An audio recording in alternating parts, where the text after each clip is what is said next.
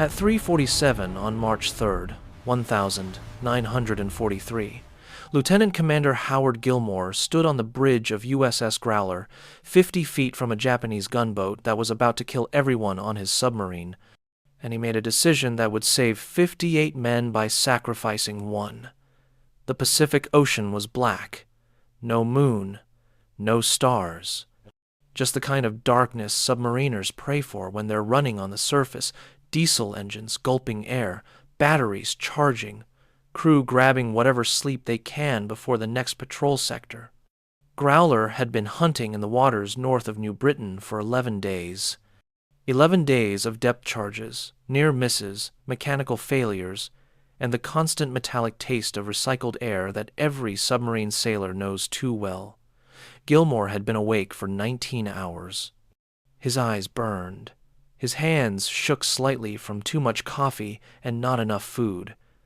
The bridge was cramped, wet, cold. Salt spray stung his face every time Growler pushed through a swell. He stood next to the TBT, the target-bearing transmitter, scanning the horizon through binoculars that were permanently damp no matter how many times he wiped the lenses. Next to him stood Lieutenant Arnold Shade, the executive officer. Shade was 26, engineering degree from Annapolis, 3 war patrols under his belt. Good officer, steady hands, the kind of man you wanted next to you when things went wrong. And things were about to go very wrong. The radar operator's voice crackled through the bridge speaker.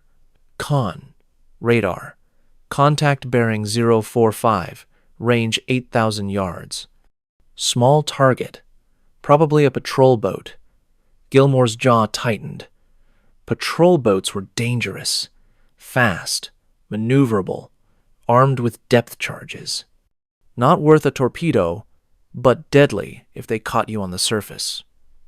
The smart move was to dive, get deep, let the patrol boat pass overhead, and resume hunting later. But Gilmore had been thinking about something else for 3 days, something the submarine force had been whispering about since December, something that contradicted every regulation, every doctrine, every piece of submarine warfare wisdom that had been drilled into officers since the Navy started building boats that could go underwater. Surface attack. Not the normal kind, where you fire torpedoes from 1,000 yards and dive before the target can react. This was different. This was getting close. Knife fighting close. 50 feet or less. Close enough to see faces. Close enough to hit with deck guns instead of torpedoes.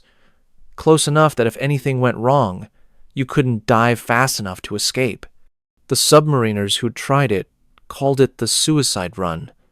Command called it unauthorized and reckless. The few captains who'd attempted it and survived were reprimanded. One was relieved of command. The official position was clear. Submarines were torpedo platforms, not surface combatants. Getting that close to an enemy vessel violated basic tactical principles, but the official position was written by men who'd never spent 60 days underwater watching torpedo after torpedo malfunction. The Mark 14 torpedo was supposed to be the Navy's secret weapon. In reality, it was a 3,000-pound piece of garbage that ran too deep, failed to detonate, or ran in circles back toward the submarine that fired it. Gilmore had fired 23 torpedoes on this patrol. 3 hits, 20 misses. The math was brutal, and the ammunition was limited. So some submarine captains had started experimenting. What if you got close enough that you couldn't miss? What if you used the deck gun, the 3-inch 50 caliber mounted forward of the conning tower? What if you turned a submarine into a surface raider? The idea was insane. Submarines were thin-skinned, no armor. A few well-placed machine gun rounds could punch through the hull. One depth charge, and you were done. Surface warships had trained gun crews, armor plating, damage control teams. Submarines had none of that. But the Mark 14 torpedo kept failing, and American submarine captains kept watching Japanese supply convoys sail past while their torpedoes ran under the targets or bounced off without exploding. Desperation breeds innovation. And sometimes innovation looks a lot like suicide. Gilmore had been considering it for 3 days. Ever since Growler's last torpedo attack had resulted in 4 misses against a slow-moving cargo ship at point-blank range. 4 perfect setups, 4 failures. The crew's morale was collapsing. They were risking their lives every time they closed to attack range, and nothing was working. He'd discussed it with Sade 2 nights ago in the wardroom. Sade thought he was joking at first. Then he realized Gilmore was serious. "Skipper, if we try that and it goes wrong, we won't have time to dive.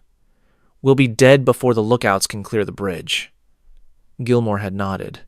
"I know, but we're dead anyway if we keep firing torpedoes that don't work. At least this way we go down fighting."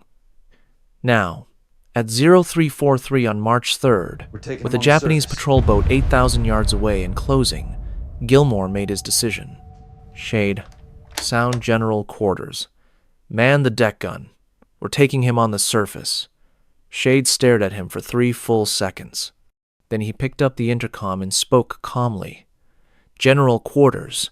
General quarters. All hands man battle station's surface. Gun crew to the forward deck. This is not a drill." Below in the submarine, men scrambled.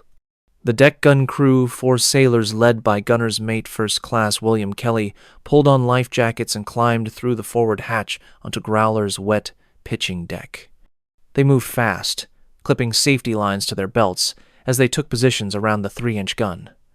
Kelly opened the breech and loaded the first round. High explosive, contact fuse.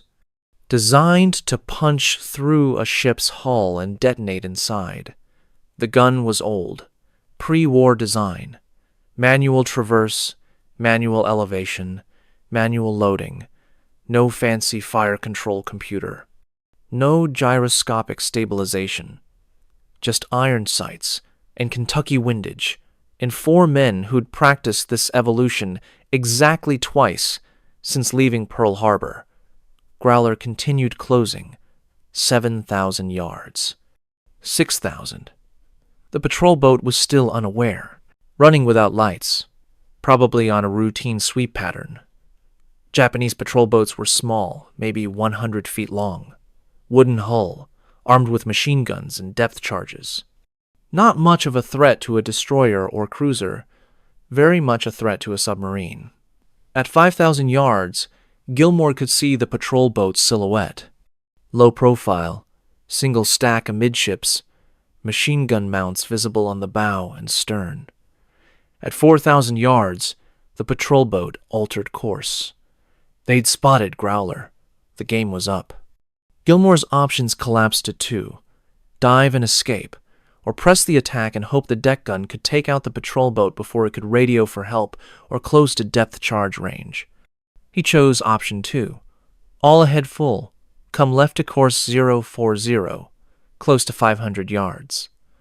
The officer of the deck repeated the order. Below in the maneuvering room, the throttleman pushed the diesel engines to maximum power. Growler surged forward, bow wave climbing, wake churning white in the darkness. The Japanese patrol boat saw them coming. Its engines roared to life. It turned to present its bow the smallest target profile. Smart captain. Then the patrol boat's forward machine gun opened fire. Tracers arced across the water, green streaks that looked slow until they snapped past your head at 2,800 feet per second. The rounds cracked over the bridge. One hit the periscope shears with a metallic clang. Another punched through the bridge windscreen and ricocheted off the TBT mount 3 inches from Gilmore's left hand. Kelly's gun crew stayed low behind the 3-inch gun's shield, waited for range, waited for the order. At 1,200 yards, Gilmore gave it. "Commence firing." Kelly yanked the firing lanyard.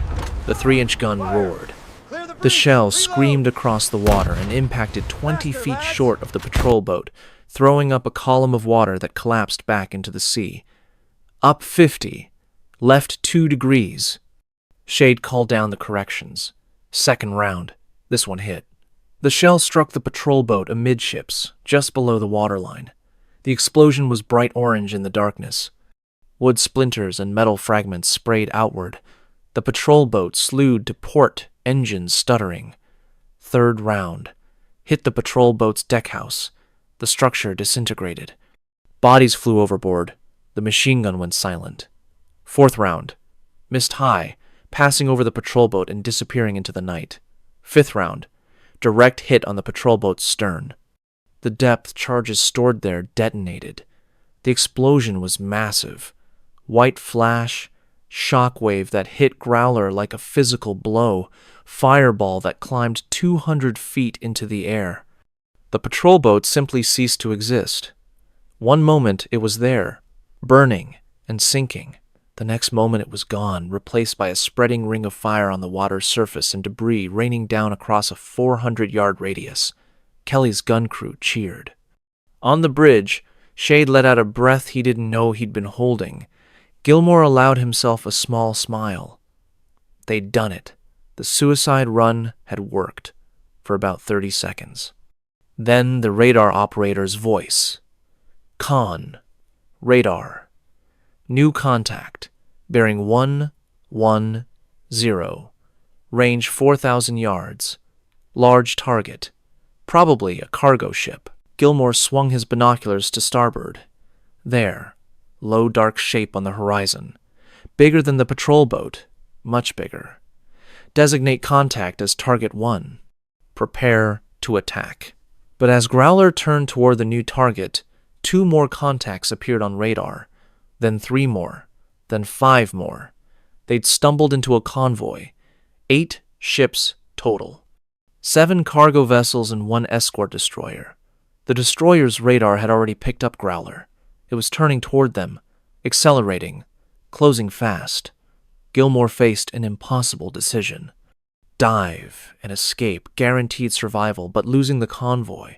Or stay on the surface and engage, maximize damage, but risk everything. The Mark 14 torpedoes in his tubes were still unreliable. The deck gun had proven it could kill. But 8 targets plus a destroyer, on the surface, in the dark, with no armor and no backup, it was suicide. He ordered the attack anyway. All ahead flank, course 120. Kelly, pick your targets and fire at will. We're going through the middle. What happened in the next 15 minutes would become legend in the submarine force. It would also result in Gilmore's court-martial recommendation and his Medal of Honor. Growler charged into the convoy at 20 knots. The cargo ships scattered like frightened fish. The destroyer tried to intercept, but Gilmore was faster, threading between 2 cargo ships before the destroyer could close. Kelly's gun crew worked like machines. Load, fire, load, fire. Every 15 seconds, another shell. They hit the first cargo ship 3 times. It listed to port and began sinking. Second cargo ship took 2 hits. Fires broke out amidships. Third cargo ship tried to ram. Growler Gilmore swerved at the last second, and Kelly put a shell through its bridge at a range of 80 feet. The sounds were overwhelming now. The diesel engines roaring at maximum power. The 3-inch gun firing every few seconds. Shells exploding. Metal tearing. Men shouting. The acrid smell of cordite mixed with salt spray and diesel exhaust. Gilmore's hands gripped the bridge rail so hard his knuckles were white. This was chaos. This was the kind of surface engagement that submarines were never supposed to fight. But they were winning. The 4th cargo ship was different. Bigger. Armed. It had a 4.7-inch gun mounted on its stern bigger than Growler's 3-inch. The cargo ship's gun crew saw Growler coming and opened fire first. The first shell missed, hitting the water 50 yards ahead of Growler's bow. The geyser it threw up was twice the height of the conning tower. The second shell hit. It struck Growler's forward deck, 6 feet in front of the gun mount. The explosion was blinding. White-hot fragments scythed across the deck. The blast wave knocked Kelly's entire gun crew off their feet. 2 men, Seaman Harold Miller and Seaman Thomas Crawford, were killed instantly, their bodies torn apart by shrapnel. Kelly himself was blown backward against the gun shield. His left arm was gone below the elbow, severed cleanly by a piece of deck plating. He screamed once, then went silent, shock shutting down his nervous system. The other two gun crew members, Seaman First Class Joseph Romano and Seaman Daniel Hayes, were wounded but alive. Romano had shrapnel embedded in his chest and legs. Hayes had a deep gash across his forehead that poured blood into his eyes. They tried to drag Kelly toward the forward hatch. The 3-inch gun was finished. The barrel was warped from the heat and blast. The traverse mechanism was destroyed. The gun shield was peppered with holes. On the bridge, Gilmore felt the shock wave slam into him. He saw Kelly go down. Saw the gun crew trying to save the wounded. Saw the cargo ship 600 yards away reloading its deck gun for another shot. The cargo ship had armor. The cargo ship had a bigger gun. The cargo ship's crew was trained for surface combat. Growler had none of those advantages. This engagement was over. Any sane submarine captain would dive immediately, get deep, escape, live to fight another day. But diving meant abandoning the wounded men on the forward deck. They'd never get below in time. The forward hatch was 30 feet from where Kelly lay bleeding out. Romano and Hayes were trying to drag him, but Romano was wounded too, and Hayes couldn't see through the blood. They needed at least 60 seconds to get everyone below and secure the hatch. The cargo ship would fire again in 20 seconds. Gilmore made a decision that would haunt the nightmares of every submarine officer who heard about it for the next 40 years. He decided to ram. All ahead, emergency flank. Come right to 350, collision course. Shady's face went white. His voice cracked slightly. "Skipper, if we hit at this speed, the bow will crumple. We might not be able to dive. We might not be able to surface. We could—" "I know what could happen, Arnold. But those men on the forward deck don't have 60 seconds. So we're going to buy them 60 seconds. Brace for impact." Sade grabbed the bridge rail and keyed the intercom. "All hands brace for collision. Damage control parties stand by. This is going to be bad." In the control room below, the chief of the boat, Chief Petty Officer Richard Walsh, heard the order and felt his stomach drop. He'd been on submarines for 12 years. He'd survived depth charge attacks, mechanical failures, fires, floods. But he'd never heard of a submarine deliberately ramming a surface ship. Walsh grabbed the nearest handhold and started praying. The crew did the same. In the engine room, the throttlemen pushed the diesel engines past their red line. The engines screamed in protest. The submarine shook. Growler's bow lifted slightly as it accelerated to 23 knots faster than it was designed to go, faster than the naval architects ever intended. The cargo ship's gun crew saw Growler coming. They understood what was happening. The Japanese gun captain screamed orders. The crew tried to adjust aim, tried to depress the barrel enough to hit the charging submarine. They fired. The shell passed 6 feet over Growler's conning tower. The heat from the passing round was enough to singe Gilmore's eyebrows. Then Growler hit. The collision was catastrophic. The sound was like the world ending. Metal screaming, rivets popping, welds tearing. The entire submarine shuddered from bow to stern. In the forward torpedo room, men were thrown against bulkheads. Loose equipment became projectiles. A wrench flying through the air hit torpedoman second class Michael Russo in the head and knocked him unconscious. In the engine room, the impact caused one of the diesel engines to jump its mounts.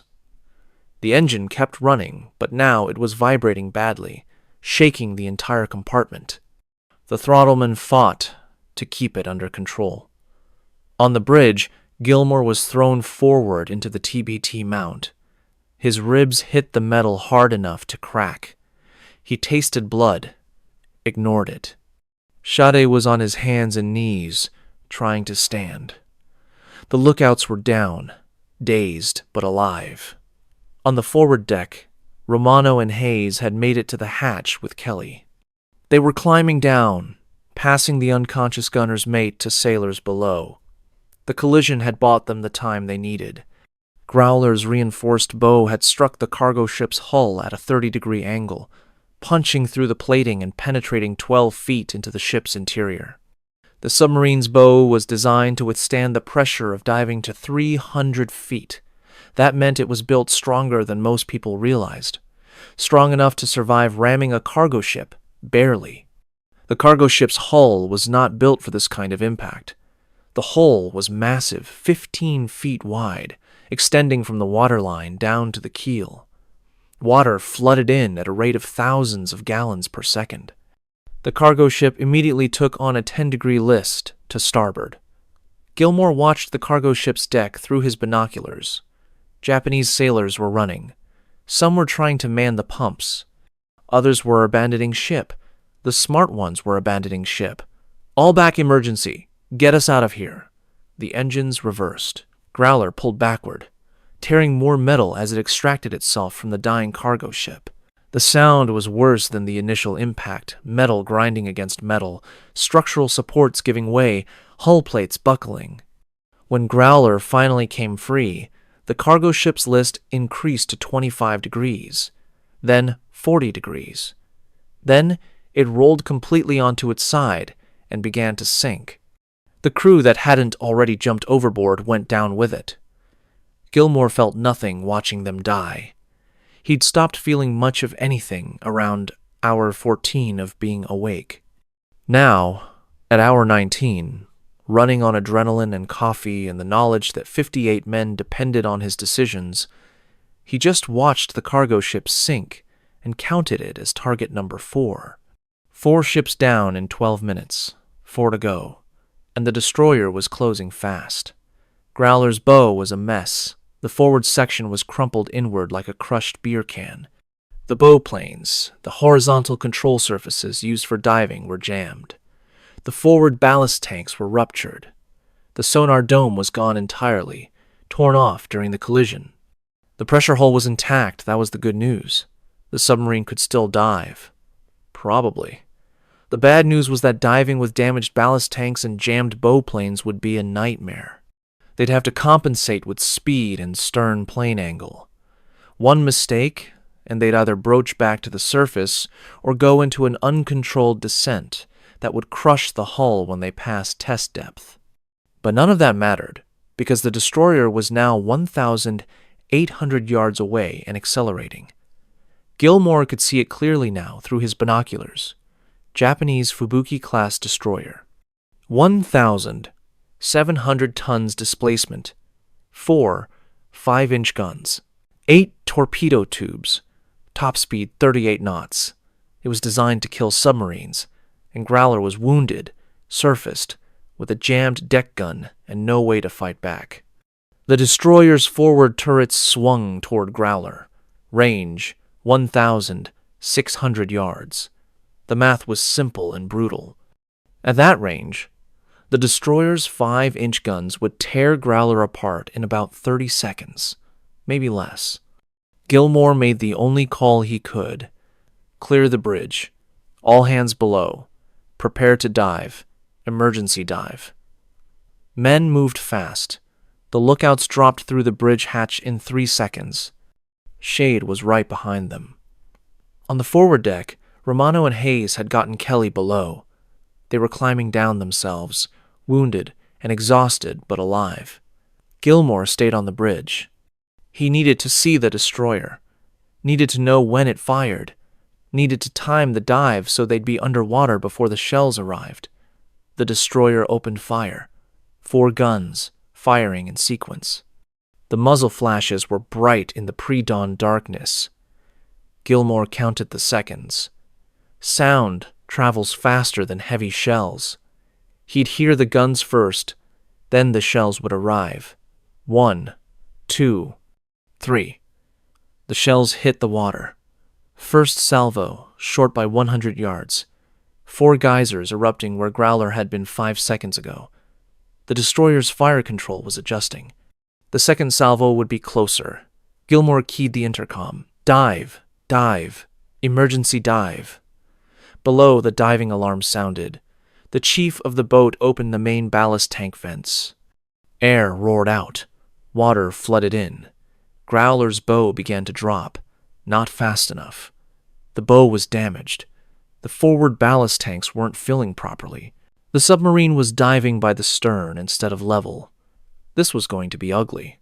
The destroyer fired again. Second salvo. This time the fire control was perfect. The shells straddled Growler, 2 impacting on the port side, 2 on the starboard side.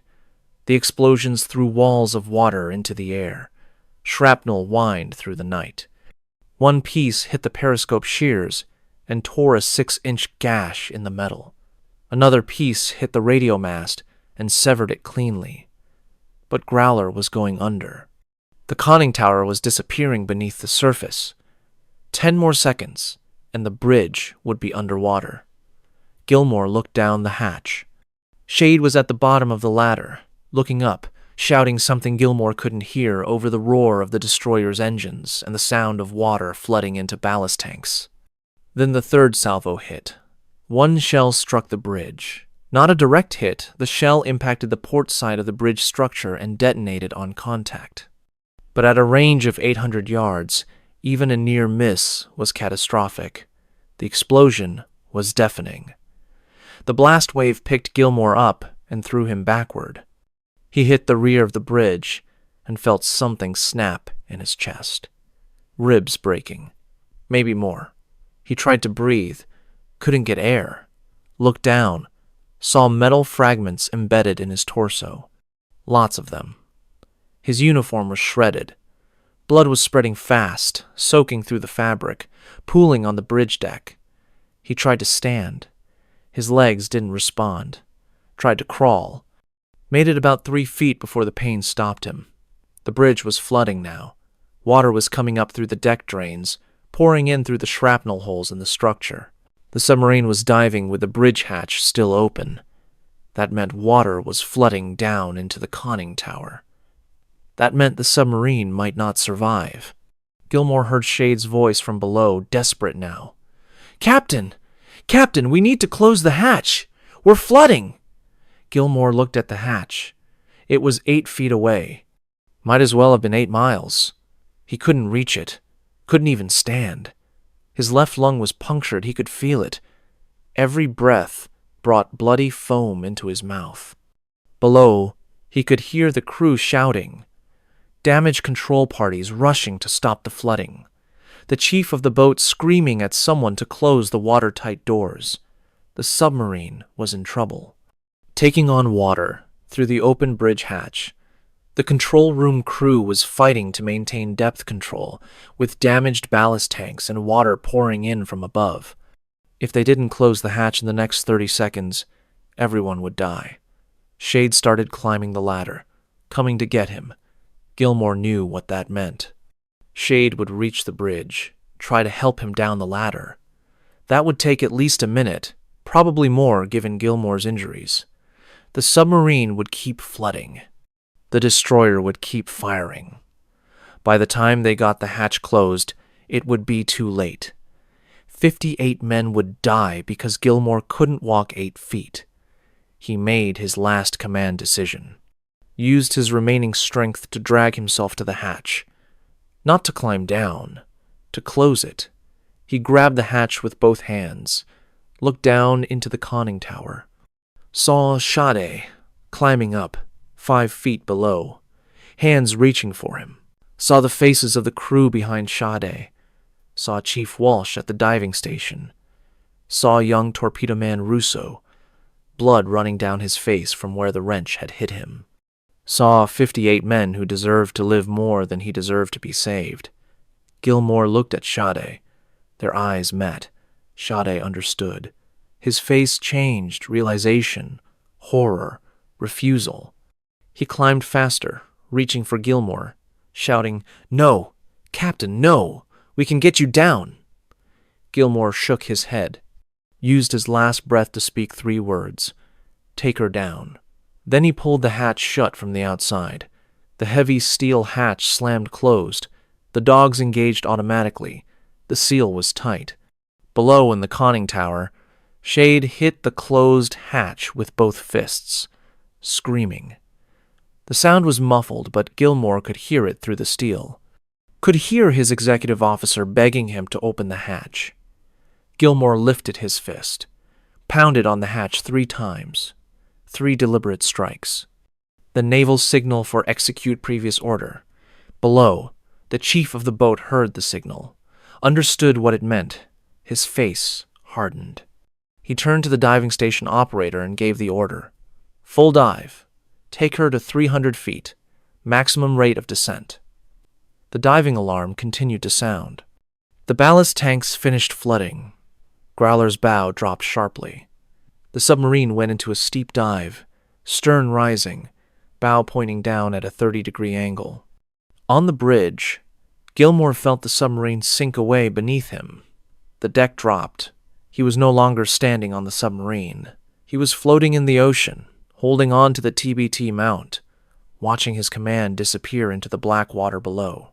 The destroyer was 400 yards away now, still firing. Shells hit the water near where the submarine had been. The Japanese captain couldn't see Growler anymore. The submarine was underwater, diving fast. But he could see Gilmore, could see one man floating on the surface, holding onto debris. The destroyer turned toward him. The water was cold, colder than Gilmore expected. Or maybe he was just losing so much blood that his body couldn't maintain temperature. His hands were numb, his legs were numb. Everything was numb except his chest, which felt like it was on fire. He looked up at the sky. The stars were out now, beautiful. He'd grown up in Michigan, used to stare at stars like these from his parents' backyard, used to wonder what it would be like to travel the world, see different oceans, have adventures. Well, he'd gotten his wish. The destroyer's searchlight found him. The beam was blinding. He closed his eyes against it, heard the destroyer's engines slowing. They were stopping. Maybe to pick him up, maybe to make sure he was dead. Didn't matter. Below, 300 feet down and still descending, Growler leveled off. The chief of the boat managed to regain depth control despite the damaged ballast tanks. The flooding had been stopped. Damage control parties had sealed the conning tower and pumped out the water that had come through the bridge hatch. The submarine was hurt, but functional. Shade stood at the periscope station with tears running down his face. Chief Walsh stood next to him, one hand on his shoulder. Around them, the crew was silent. Nobody spoke. Nobody moved. They just stood there in the red-lit control room, listening to the sound of the destroyer's screws passing overhead, listening to depth charges exploding in the distance as the Japanese searched for them. They waited 6 hours, stayed deep, stayed quiet. The destroyer eventually gave up and rejoined what was left of the convoy. When Growler finally surfaced at 1,047 hours, 40 miles from the attack site, Arnold Shade climbed through the bridge hatch. The bridge was empty, bloodstains on the deck, shell damage everywhere. But no body. The Pacific had taken Lieutenant Commander Howard Gilmore. Shade stood there for a long time. Just stood there in the morning sun, looking at the empty bridge, trying to understand how a man could do what Gilmore had done. Below, the crew was conducting damage assessment. The bow was crumpled. The forward torpedo tubes were inoperable. The deck gun was destroyed. The sonar was gone. 3 men were dead: Miller, Crawford, and Gilmore. 5 men were wounded, including Kelly, who'd lost his arm, but 58 men were alive.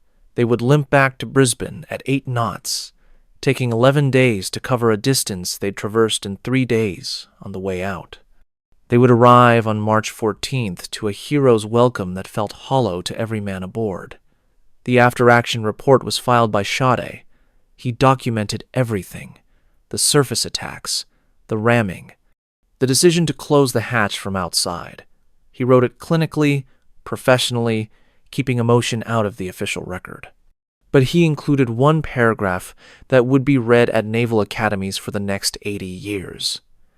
The commanding officer's final action was undertaken with full knowledge that it meant certain death. He closed the hatch from the exterior to prevent flooding that would have resulted in the loss of the ship and all hands. His decision was made instantaneously, without hesitation, and executed with the same calm professionalism he demonstrated throughout the patrol. The crew of USS Growler owes their lives to Commander Gilmore's sacrifice. The Navy Board of Inquiry convened in April 1943. The initial recommendation was court-martial for unauthorized tactics, resulting in the death of the commanding officer and damage to a fleet submarine. Then they read the testimonies. All 58 surviving crew members said the same thing. The captain saved their lives. The board read the damage assessments from the convoy attack. 4 cargo ships sunk, 1 patrol boat destroyed, estimated 18,000 tons of enemy shipping sent to the bottom. They read the tactical analysis that showed the suicide run doctrine, when executed properly, could be devastatingly effective against convoy escorts and patrol craft. They read Shade's detailed account of how Gilmore had stayed on the bridge to give the crew time to dive. The court-martial recommendation was withdrawn. In its place came a different recommendation. On January 23, 1944, nearly a year after his death, Lieutenant Commander Howard Walter Gilmore was awarded the Medal of Honor. The citation read, "For distinguished gallantry and valor above and beyond the call of duty as commanding officer of the USS Growler in the Southwest Pacific from January 10 to the 7th of February 1943, Commodore. Gilmore was instrumental in developing a highly effective torpedo attack, which sank a large Japanese submarine and 2 destroyer escorts. Forced to engage in a surface action with an enemy gunboat, Commodore, Gilmore maneuvered his submarine closer and succeeded in sinking the gunboat by gunfire. In this action he was wounded, and when the order was given to dive, he realized that his own movements to reach the conning tower would delay the diving beyond the safety point. As the first watch and conning tower watch preceded him below, he remained on the bridge to ensure their safety and, in so doing, sacrificed himself for his ship. His leadership and valor were in keeping with the highest traditions of the United States Naval Service. He gallantly gave his life for his country. The medal was presented to his widow, Mary, and his 7-year-old daughter, Mary Jane, at a ceremony in Washington, D.C. Mary Jane kept the medal in a display case in her home for the rest of her life. She would tell anyone who asked that her father was a hero, and she was right, but the story didn't end there. The suicide run that command wanted to bury became legendary among submarine captains. Word spread through the silent service. Captains traded stories. Tactics were refined. By late 1943, several submarine captains were experimenting with close-range surface attacks. By 1944, it was being taught unofficially as an alternative tactic when torpedoes failed or when engaging small patrol craft. By 1945, it was in the manual, the official U.S. Navy Submarine Operations Manual, Revised Edition, included a section on close-range surface engagement that was based almost entirely on Gilmore's actions during Growler's 4th War Patrol. The tactic was credited to tactical innovations developed in the field during 1943 operations. Gilmore's name didn't appear, but every submarine captain knew. By war's end, American submarines using variants of Gilmore's tactics had sunk over 1,300 Japanese vessels. The close-range surface attack became a standard procedure for dealing with patrol boats and small escorts. It saved countless American lives by eliminating threats that would otherwise have called in destroyers and aircraft. USS Growler herself survived until November 1944, when she was lost with all hands during her 11th War Patrol. The exact circumstances of her loss remain unknown.